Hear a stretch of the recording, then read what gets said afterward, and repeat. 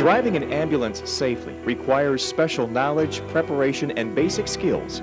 It's one of the most basic skills an emergency responder can possess other than treating and transporting patients. If you have an accident, chances are you will not only injure those directly involved, you could delay treatment of a patient or even cause further harm to someone you are transporting. The goal of emergency medical services is to help patients, not create them. A safe driver ensures the vehicle is roadworthy. Begin your shift by inspecting the ambulance. Walk around for a visual inspection. Does the vehicle sit level? If not, suspect a flat tire or suspension problems.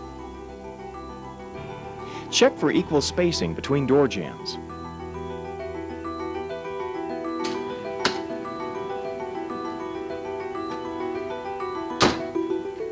Uneven tire wear indicates alignment problems. If tread is worn close to the wear bars, the tires should be replaced. Are there any loose parts?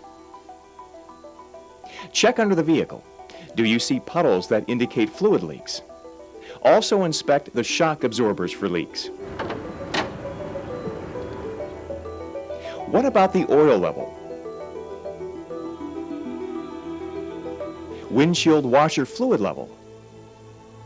And battery cables? Now check inside the patient compartment.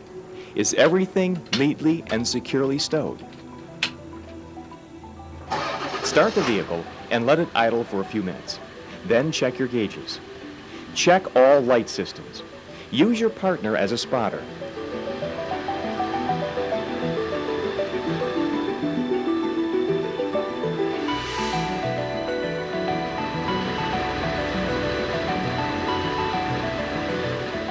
With the engine running, press the brake pedal. Do you feel any resistance? Test the parking brake too.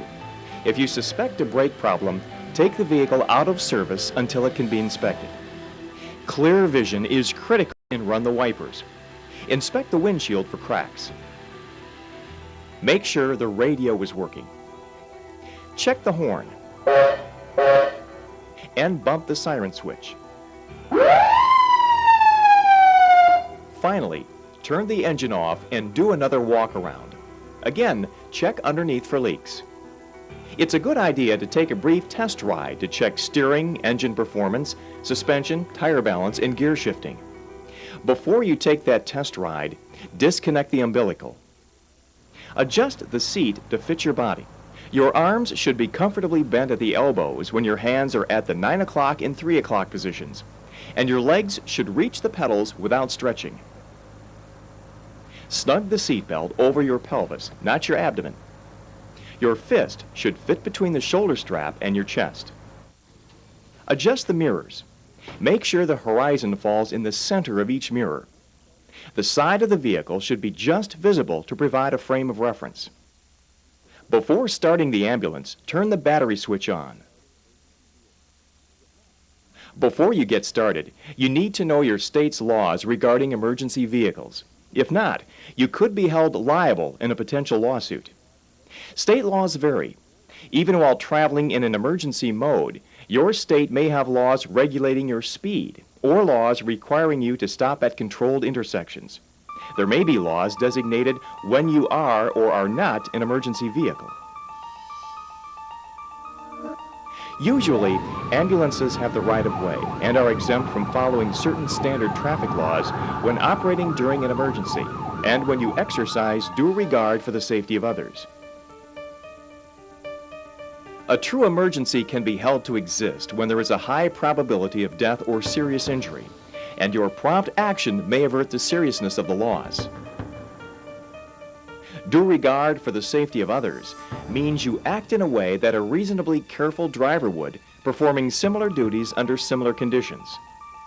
In general, you may, under those circumstances, exceed designated speed limits, proceed through intersections without coming to a full stop at a red light or stop sign, travel the wrong way down a one-way street, or do a U-turn in a prohibited area, and park or stand in no parking areas, unless your state laws specifically prohibit you from performing such actions.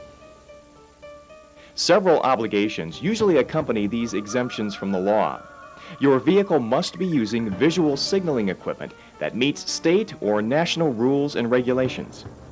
You must be equipped with and using an audible whistle, siren, or bell.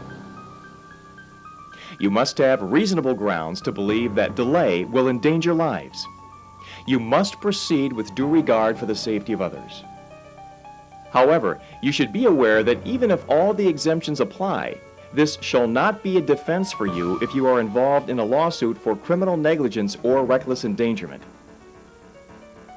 How can you drive with due regard and still reach your patient, treat, and get him to the hospital in time? To begin with, stay calm. If you get excited and feel rushed, you'll be in an emotional and mental state that encourages daredevil action and heedlessness. Remember that your siren and lights are used to ask for the right-of-way.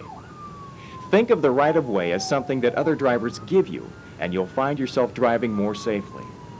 Finally, remember that an ambulance is wide. It's tall, it's heavy, and it's not built to corner like a Ferrari. Handle it with care.